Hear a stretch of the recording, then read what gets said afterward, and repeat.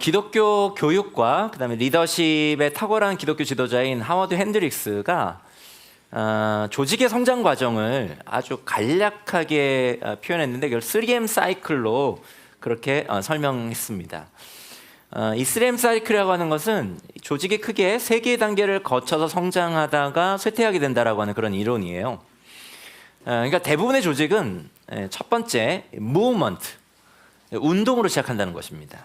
그러니까 이 시기에서 대부분의 조직은 어떤 의미 있는 운동이 일어나게 되고 그래서 어떤 역동적인 역사를 경험하게 된다는 거죠. 그래서 이 조직이 그러한 운동과 역동적인 역사를 통해서 계속해서 성장하고 발전하게 되는 단계가 바로 이 첫 번째 단계입니다. 그렇게 성장하고 발전하다 보니까 몸이 커지잖아요. 그런데 그 커진 몸을 유지하기 위해 이 조직은 두 번째 단계에 접어드는데, 즉 머신, 이 조직화의 단계로 접어들게 된다는 거예요. 이 커진 몸을 유지하기 위해서 체계화가 필요한 시기를 맞는 거죠. 그래서 시스템을 갖추게 된다는 것입니다. 그래서 조직의 어떤 무브먼트, 운동들은 이 체계화라고 하는 이 명목 아래에서 어떤 기계적인 움직임으로 점점 변화되어져 간다는 것입니다.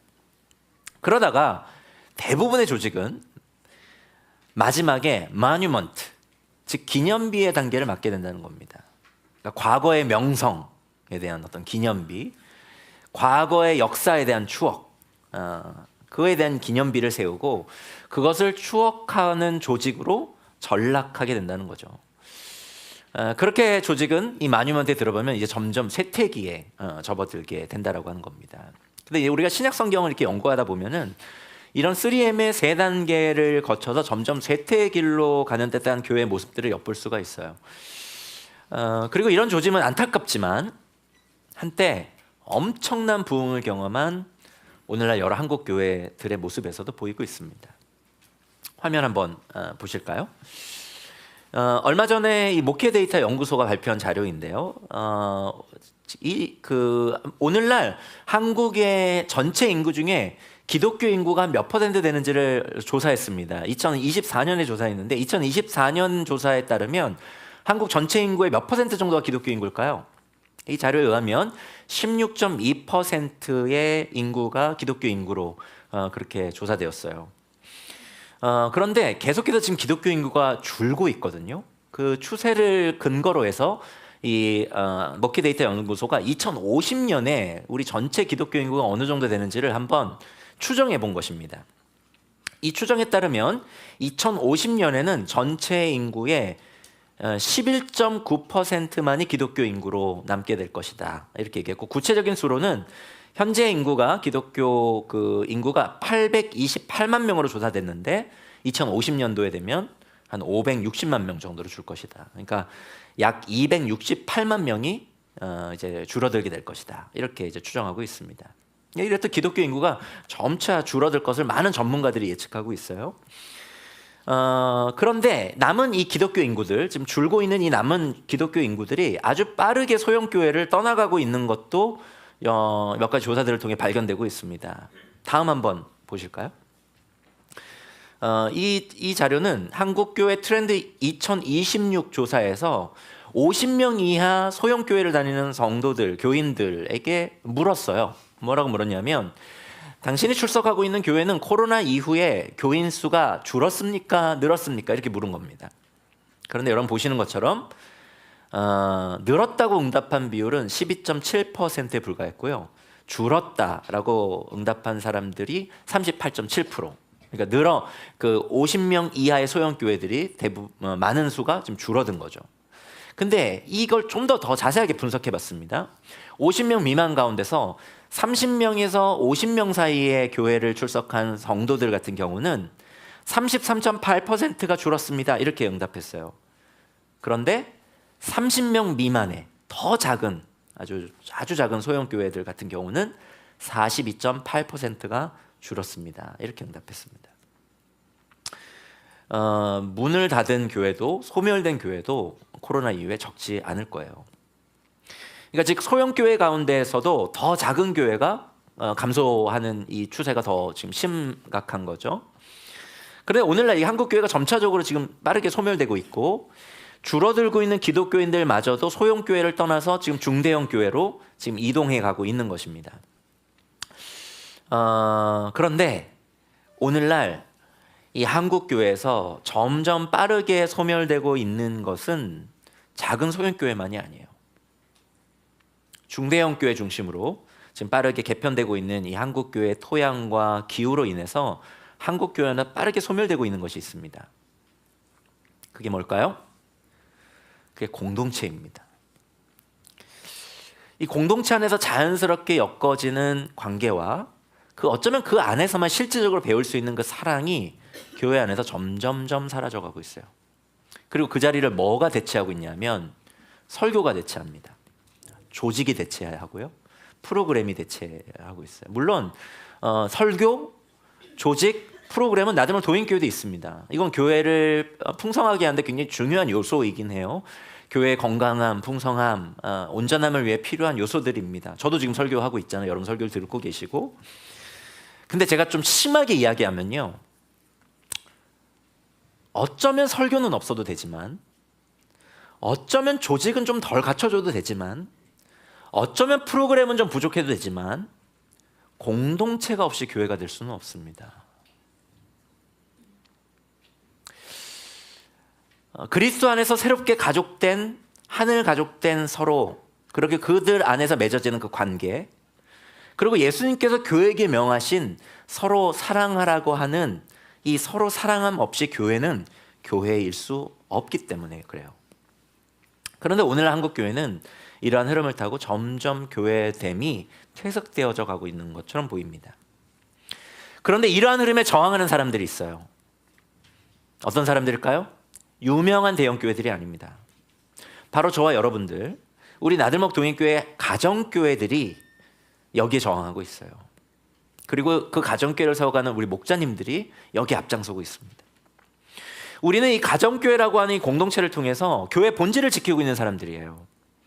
여러분께서 그래서 이 시대 가운데 이 가정교회를 세우는 성도로 부름받았다라고 하는 이 사실에 여러분 자부심을 좀 가지셔야 됩니다. 자부심이 얼굴이 별로 보이지 않나요? 자부심을 가지셔야 돼요. 아멘. 우리는 철학적이고 관념적인 사랑이 아니라 가정교회라고 하는 공동체 안에서 고통 가득한 진짜 사랑을 지금 움트게 하기 위해 몸부림치는 사람들이 바로 저와 여러분들이에요. 공동체와 인격적인 관계 속에서 실제로 행하는 사랑의 수고와 훈련 없이, 오래 참음의 연습 없이 사도 바울이 에베소서와 골로새서와 빌립보서에서 언급하고 있는, 목표하고 있는 그리스도를 드러내는 온전한 사람이 형성되는 것은 거의 불가능에 가깝습니다. 그렇게 사도 바울은 교회의 연결됨을 극도록 강조한 것이고, 그리스도의 사랑을 흉내내는 사랑의 수고를 그토록 설파한 거예요. 나들목 동행교회와 그리고 나들목 공동체는 지난 20여 년간, 나들목 교회로부터 시작해서 지난 20여 년간 가정교회라고 하는 공동체적 교회를 지금까지 계속 세워오고 있습니다. 이 공동체의 운동을 통해, 이 무브먼트를 통해서 우리는 현재 전체 지금 6개 나들목 네트워크 교회들의 약 140여 개의 공동체적 교회들, 가정교회들을 지금 세워가고 있어요. 우리 나들목 동행교회도 이들 계속 이어가고 있어서 지금 23개의 가정교회와 한 5개 정도의 청년부 숲공동체를 세워가고 있죠. 하지만 우리 역시 공동체적 교회를 세우고 있는 이 운동이 3M 사이클의 3번째 단계인 기념비 단계에 접어들어서 점점 과거를 추억하며 점점 쇠퇴하는 단계를 맞을 수도 있다는 경각심을 가져야 됩니다. 왜요? 그건 성경 속의 초대교회들에게도 예외가 아니었기 때문에 그래요. 사랑하는 여러분, 여러분들이 꼭 기억해야 할 것은 이것입니다. 여러분이 속한 가정교회는, 여러분이 지금 세워가고 있는 가정교회는요, 우리 자녀들을 포함해서 약 450여 명의 나들목 동행교회를 관리하기 위한 교회 내 소그룹이 아니라는 거예요. 여러분이 속한 가정교회는 그 가정교회 자체로 하나의 교회라고 하는 것입니다.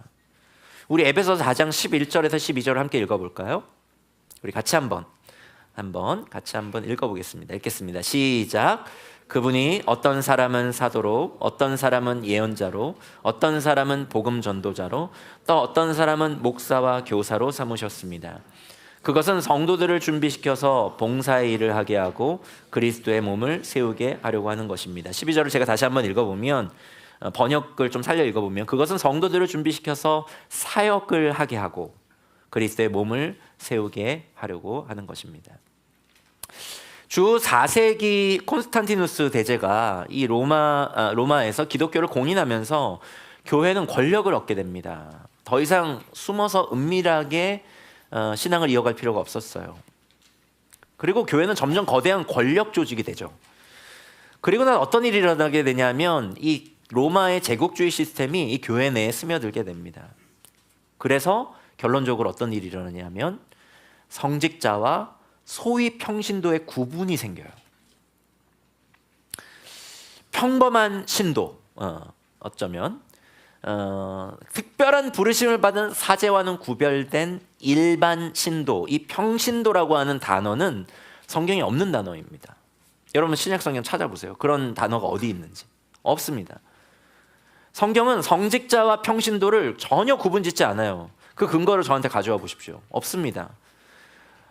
모든 사람들, 그리스도를 주로 따르고 그리스도 예수의 제자가 된 모든 교회된 사람들을 교회는 뭐라고 부릅니까? 오늘 에베소서에 의하면 성도라고 부릅니다. 우리가 방금 읽은 에베소 4장에는 그러나 교회는 여러 역할을 맡은 사람들이 언급돼요. 역할을 맡은 사람들 언급할 뿐입니다. 어떤 사람들 언급됩니까? 사도 언급되고요. 예언자, 복음 전도자, 목사와 교사로 언급됩니다. 근데 여기서 우리의 주목을 끄는 것은 그리스도의 몸된 교회를 세우는 주체로 누가 언급되고 있나요? 사도입니까? 예언자인가요? 복음 전도자? 아니면 목사님? 아니면 어떤 교사들입니까? 아니에요. 그들의 공통점은 모두 하나님의 말씀으로 성도들이 교회를 세워갈 수 있도록 준비시키는 사람들입니다. 그리고 실제로 교회를 세워가는 주체는 누구예요? 성도입니다. 성경은 교회를 세워가는 주체를 일반 특별한 부름을 받은 어떤 특별한 직책을 가진 사제들이나 목회자들로 구분짓지 않아요. 평신도를 나누지 않습니다. 교회를 세우는 주체를 모든 성도로 언급하고 있어요. 우리 나들목 동행교회와 나들목 네트워크 공동체는 이 성직자와 평신도를 구분짓는 자꾸 약간 은밀하게 아니면 자꾸 뭐 살짝 애매하게 이것을 구분짓는 이 사제주의가 여전히 지금 한국교회 안에도 스며들고 있는데, 이 사제주의를 극복하는 어쩌면 제2의 종교개혁의 주체들이 바로 저와 여러분들, 우리 나들목 동행교회 나들목 네트워크의 성도들일 거예요. 왜 그렇습니까? 우리는요, 교회가 특별히 구분된 사제들이나 목회자들, 사역자들에 의해 세워지는 것이 아니라 에베소가 가르치고 있는 것처럼 성도들을 교회로 세우는 주체자로 세워가는 교회가 바로 우리 교회들, 저와 여러분들이기 때문에 그래요. 사랑하는 여러분, 제가 목자님들께도 말씀드렸지만 교회 역사의 시작은요, 예수님께서 베드로를 목사가 아닌 목자로 세우시면서 교회 역사가 시작되었습니다. 요한복음 21장을 보면요, 예수님께서 십자가에 처형당하신 이후에 낙심한 베드로를 이 부활하신 예수님께서 찾아가는 이야기가 나옵니다. 그 예수님이 자신을 3번 부인한 베드로에게 이렇게 3번이나 질문하세요. 네가 나를 사랑하느냐? 네가 나를 사랑하느냐? 네가 이 사람들보다 나를 더 사랑하느냐? 라고 물으셔요. 거기에 베드로가 응답합니다. 그 응답을 들으신 이후에 예수님께서는 베드로에게 이렇게 말씀하시죠. 그렇다면 내 양떼를 먹여라. 지금 예수님께서 베드로를 목자로 부르고 계신 것입니다. 목사가 아니에요. 교황이 아닙니다. 한 사람을 주님께서 맡기신 그 양떼들을 목양하는 목자로 부르시고 계신 거예요. 그리고 교회의 역사는 시작이 되었습니다. 그리고 우리가 지난주에 살펴본 것처럼 목자로 세워진 이 베드로를 중심으로 역사 속에 교회가 탄생되고 하나님께서는 그 교회를 세워가시기 시작하시죠. 이 세상에서 그리스도를 드러내는 교회를 세우는 영광은 몇몇 특별한 목회자들이나 사제들에 의해서 독점돼서는 안 됩니다. 애초에 성경은 그것을 그들에게만 허용하지 않았어요. 오히려 교회를 세우는, 그리스도를 드러내는 이 놀라운 영광은 모든 성도들에게 주어진 영광입니다. 이 영광을 발견해서 자신을 목자로 부르신 예수님의 부르심에 그 응답한 목자님들이 우리 나들목 동행교회에는 약 50여 명의 목자님들이 계십니다. 그리고 그것이 얼마나 영광스러운 것인지를 눈뜨고 나서 그 길에 들어서려고 하는 사람들이 지금도 계속 이어지고 있어요. 여러분 잊지 마십시오. 우리 나들목 동행교회 가정교회들은요, 나들목 동행교회를 관리하기 위한 행정적 관리 체계가 아니라고요. 우리 가정교회들은 에베소서가 말씀하고 있는 성도들이 주체가 되어 세우는 그리스도의 몸된 교회입니다. 교회 성장학적으로 교회 내 소그룹이 중요하다는 사실들을 신학자들 또는 목회자들, 교회를 세워가는 리더들이 발견하게 되고 그것이 신학계에서 조명이 되었습니다. 그래서 오늘날 많은 현대 교회들은 여러 가지의 소그룹들, 중그룹들을 교회 내에서 구성하고 운영하고 있어요. 그래서 여러 가지 형태의 교회들이 존재하는데 이 땅 가운데는 그것을 표로 정리해 보면 다음과 같이 정리할 수 있겠습니다. 첫째는요, 소그룹이 옵션으로 존재하는 그런 교회입니다. 그러니까 이렇게 주일을 함께 예배를 드리고 원한다면 몇몇 사람들이 소그룹에 참여할 수 있는 거예요. 막 이제 우리 지금 막 아이들이 막 태어나고 있잖아. 이제 막 출산하고 영유아를 육아하는 엄마들의 모임을 소그룹을 만들어주는 겁니다. 그래서 엄마들이 거기에서 어떤 동질감들을 느끼죠. 50년 중성이 아니라 중성이 아니고 중년 남성들의 그런 모임들, 소그룹들을 교회에서 형성해 줍니다. 그러니까 중년 남자들이 제2의 인생을 어떻게 살아가야 될지 그 소그룹에서 서로 소속감도 느끼고 공감도 얻어요. 이렇듯 연령별로 또 관심사별로 또는 뭐 육아나 싱글과 같은 삶의 방식이나 라이프 스타일이나 상황에 공통점을 갖는 사람들이 이렇게 소그룹을 구성해서 모일 수 있도록 교회가 소그룹을 이렇게 형성해 주기도 합니다. 그런데 이렇게 형성된 교회의 소그룹 활동은 모든 사람에게 요구되는 게 아니죠. 옵션이고 선택사항입니다. 그리고 두 번째로 소그룹으로 이루어진 교회들이 있어요. 전통적으로는 교회를 지역 단위로 나누고 그것을 이제 구역으로 이름해서 나눈 교회들이 여기에 속합니다. 여러분 구역 들어보셨죠? 그래서 이런 교회 같은 경우는 구역장을 세우고 그래서 목회자들을 대신해서 혹은 목회자들과 함께 이 구역 식구들을 신방하고 정기적으로 구역 예배를 드리죠. 이렇게 구역으로 교회를 나누어서 사람들을 편성하는 가장 주된 목적은 목회자 중심의 이 교회가 교인들을 효과적으로 목양하는 데 있습니다. 효과적으로 또 관리하는 데 있죠. 그리고 세 번째가 이 소그룹이 연대한 교회인데 우리 나들목 동행교회와 나들목 네트워크 교회에 속한 우리 가정교회들이 여기에 속합니다. 그러니까 우리 동행의 가정교회들은 모두 다 교회들이라고 했어요. 하지만 우리 나들목 동행교회와 가정교회들은 각 가정교회가 전혀 상관없는 완전히 독립된 별개의 독립된 가정교회들은 아닙니다. 그런 맥락에서 우리 나들목 동행교회는 23개의 또는 청년부의 숲공동체를 5개를 포함해서 이런 30여 개의 가정교회들, 작은 공동체들로 이루어진 교회죠. 그런 의미에서요, 우리 나들목 동행교회의 가정교회들은 교회 안에 교회입니다. 지난 주일에 사도행전 2장을 우리가 살펴봤어요. 역사 속에 처음으로 등장한 교회 이야기를 너무나 다행스럽게 사도행전이 기록해주고 있는데 사도행전 2장에 보면은 초대 교회로 역사 속에 처음 등장한 예루살렘 교회 이야기가 나오죠. 그래서 우리가 그 당시에 2000년 전 교회, 처음에 역사 속에 등장한 교회 모습을 볼 수가 있는데 그 초대 예루살렘 교회를 보면 그 예루살렘 교회 성도들이 우리처럼 매주일 이렇게 함께 예배당에 모여서 우리가 예배를 드리는 것처럼 성전에 모여서 그들이 함께 예배했습니다. 그런데 거기서 그치지 않았다 그랬죠? 그들이 집집이 돌아가면서 집집마다 떡을 떼면서 집집마다 식탁 교제를 나누면서 자기의 삶을 공유하고 성도들의 필요를 채우고 그렇게 함께 살아갔어요. 이와 마찬가지로 우리 나들목 동행교회 가정교회들은 각각 목자를 중심으로 각 가정교회는 독립성과 주도성과 다양성을 갖지만 같은 신학과 철학을 우리 나들목 연합교회를 통해 공유하고 서로의 가정교회들이 건강하게 계속해서 지속 가능하게 성장해 갈 수 있도록 연합교회 안에서 서로를 보호하고 연대하며 동역할 수 있도록 그렇게 연결돼 있죠. 그것을 그림으로 표기해 보면 이렇게 그릴 수 있습니다. 그렇죠? 초대 예루살렘 교회가 성전에서 함께 예배할 뿐만 아니라 집집마다 떡을 떼면서 삶을 공유했던 것처럼 우리는 연합교회 안에서 각 가정교회들이 서로 연대하고 동역하는 그런 공동체를 이루고 있어요. 그러므로 우리가 첫 번째 세션에서 기억해야 되는 건 이거예요. 우리 가정교회는 교회를 관리하기 위한 교회 내 소그룹이 아니다. 우리 가정교회는 교회다. 하나님께서 우리 가정교회를 통해 이 세상에서 하나님 나라의 풍성함과 그리스도를 드러내기를 원하신다. 그리고 우리는 이 부르심을 우리 가정교회에 홀로 하지 않는다. 이 부르심을 더욱 온전하게 잘 감당하기 위해 우리는 연합교회와 함께 동역하며 여러 가정교회들과 동역하는 교회 안의 교회다. 이것을 꼭 기억해야 합니다.